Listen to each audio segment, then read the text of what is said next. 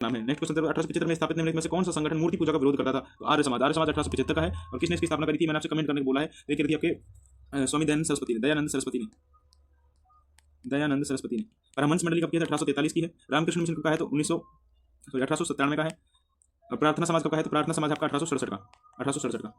Next, शीत ऋतु के दौरान भारत के उत्तर पश्चिम भागों में वर्षा होने का कारण क्या है? पश्चिमी विक्षोभ है।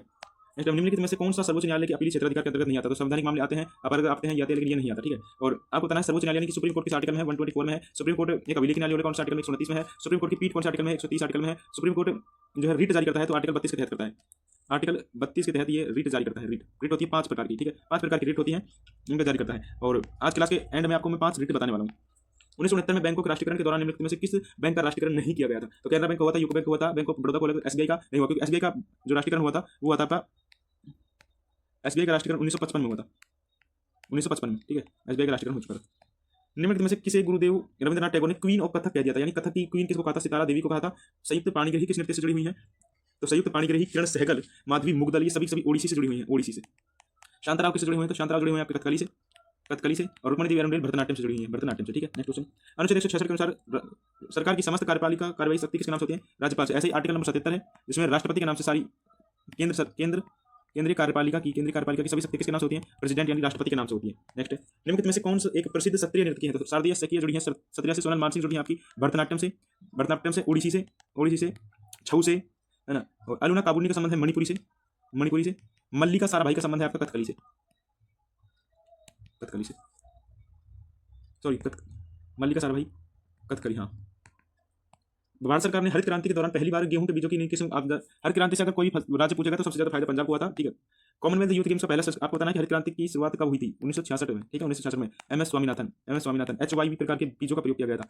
Next question, Commonwealth youth games का पहला संस्करण कब हुआ था? तो कॉमनवेल्थ यूथ गेम्स का पहला संस्करण 2000 में हुआ था। और दोस्तों मैं अगर आपको बताऊं कि मैं इधर जल्दी जैसे आपको फैक्ट बता के चला जाता हूं, 1966 एम एस स्वामीनाथन HYV बीज है ना। तो ये जो वर्दी सीरीज है, PYQ सीरीज है, मैं इससे आपसे ये उम्मीद करूंगा कि आप अपना जो सिलेबस है उसको एक बार कंप्लीट कर चुके होंगे। सिर्फ आप यहाँ पर प्रीवियस ईयर क्वेश्चंस को देखने आए होंगे, और उसके अलावा जो मैं अदर फैक्ट्स आपको बताता हूँ इसके आप नोट जरूर बनाना, ये मैं आपसे एक रिक्वेस्ट करता हूँ, है ना। क्योंकि जो मैं अदर फैक्ट बताता हूँ उनको भी लिखा कीजिए, और ये जो क्वेश्चन होते हैं इनको भी लिखा कीजिए, और फिर देखना आप कितना बेस्ट करने वाले। अगर आप कहीं से अगर आपने अभी तक कोर्स कंप्लीट नहीं किया है, अपना सिलेबस कंप्लीट नहीं किया है, तो पहले आप वो कंप्लीट कीजिए, उसके बाद प्रीवियस ईयर लगाइए। और अगर आप फ्री ऑफ कॉस्ट करना चाहते हैं जीएस में कुछ बेटर, और अगर आपने कोर्स भी नहीं कंप्लीट किया है तो सिर्फ इनके नोट्स बनाइए, और जो हमारे चैनल पर टॉपिक वाइज सीरीज चल रही है उसको कर लीजिए, काफी होगा, ठीक है।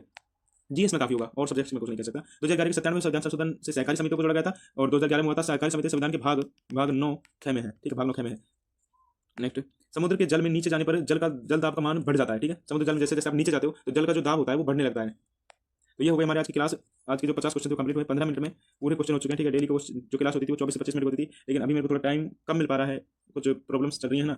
तो और आपकी जो टॉपिक वाइज क्लास होती है उनको भी तैयार करता हूँ, और अकेला या पीडीएफ तैयार करता हूँ, तो थोड़ा मतलब आपको थोड़ा कम बता पाया फैक्ट। अगली क्लास में कोशिश करूँगा कुछ ज़्यादा बता पाऊँ, लेकिन अभी भी आपको बता देता हूँ, है ना। मैं आपको बता रहा था कि मैंने आपको क्वेश्चन में भी बोला था कि मैं 5 रीट बताने वाला हूँ कि सुप्रीम कोर्ट की जो रीट है मौलिक अधिकारों के तहत हम आर्टिकल 32 जो है संवैधानिक उपचारों का अधिकार, इसके द्वारा सुप्रीम कोर्ट 5 रीट जारी करता है। 5 रीट सुप्रीम कोर्ट, अगर हाई कोर्ट यही काम करेगा तो आर्टिकल 126 है हाई कोर्ट के लिए, ठीक है, हाई कोर्ट के लिए। अब जो 5 रीट है उनको आपको बता देता हूँ कौन कौन सी रीट है।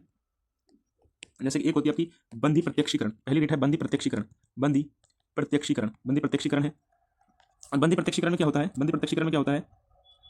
बंदी प्रत्यक्षीकरण में होता है कि जो भी पुलिस ने किसी को अरेस्ट किया है तो उसको 24 आवर्स के अंदर, 24 घंटे के अंदर अंदर उसको न्यायालय में पेश करना होता है। इसमें आने जाने का टाइम नहीं जुड़ता है। दूसरी होती है परमादेश क्या होती है? We are order to you, हम आपको आदेश देते हैं कि जाकर वह कार्य कीजिए, ठीक है।